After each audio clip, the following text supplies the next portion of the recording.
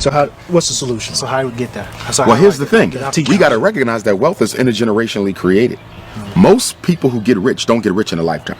Oprah, that's once in a while. Bill Gates, that's once in a while. Most people are intergenerational wealth. That means what? That if black people want to catch up, we have to start saving wealth and passing it to the next generation. Our biggest problem ain't that we're splurging.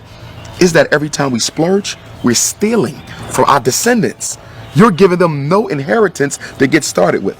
But the white child, they're starting out $100,000 plus, $1 million plus. And I think we have to become more strategic in the way that we do our health plans as well as our life insurance plans. Because what I'm learning with a lot of these white folk, a lot of them are getting their first, what you want to call a shock of wealth through the life insurance policy of their parents. We talk about that too. Yeah, so life insurance policy. Yeah. So there's so many different strategies towards wealth that we're not even thinking about because black people, our selfishness, it's also based on our, what you want to call it, emergency consciousness, survival instinct. We're only worrying about our life. We do not think about those who come after us. Now, you got to realize now, when we got out of slavery, white folks been already building wealth for a couple centuries. Right. We started behind the 8 ball. Okay? So you got to play catch up. How do you catch up with somebody who's 100 yards in front of you? You have to run faster than they are. That means we have to sacrifice our spending habits more than everyone else in order to catch up. How does a people who are at the bottom waste money more than people who are at the top? So not only are you not catching up, you're not even thinking about it, trying to catch up. This is good, and we got 1,000 questions, and we know you got a flight. We appreciate the time. Thank you. No problem. One fat, meat, juicy point. What would it be before you go? I would say that we have to build our own schools. Everything we're talking about, the only way it becomes normalized, the only way it becomes a part of the collective black consciousness is if the children are raised with it as a group. Remember, all progress is group work. It's teamwork. That means we need all the children in Jackson to be taught the principles of financial empowerment. All the children of Jackson to be taught how to eat healthy. All the children of Jackson to understand what black family means and why it's so important. Until then, it's just a specialty.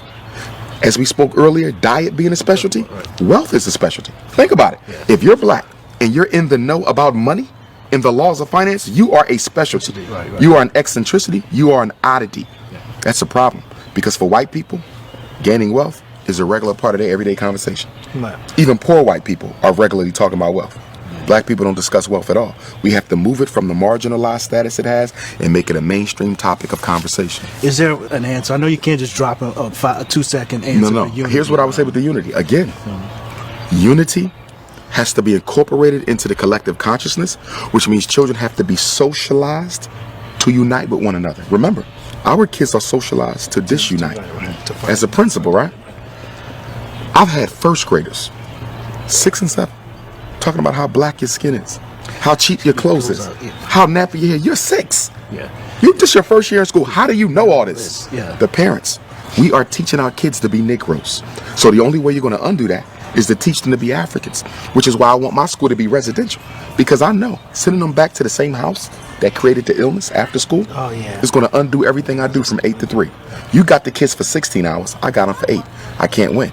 Because the brain is the creature of repetition. Whoever gets to this the most will rule it. What did Adolf Hitler say? Come up with a lie, keep on telling the lie, be consistent with it. It ain't got to be the truth. But the brain cannot resist the temptation to believe something that is regularly presented before it. Repetition wins. We give our kids to white folks for the first 18 years of their life, then we want to remake them into Africans for the rest of their life. That's ridiculous. The formidable years of conditioning is birth to 12. The formidable years of conditioning is birth to 12. We give that to white people. And then when they turn 21, they already have habituated. They already have a personality. They already got hard habits. And now we want to re-Africanize them. Who does that? What people have ever gotten free, giving the best years of their children to their oppressor, the manipulators?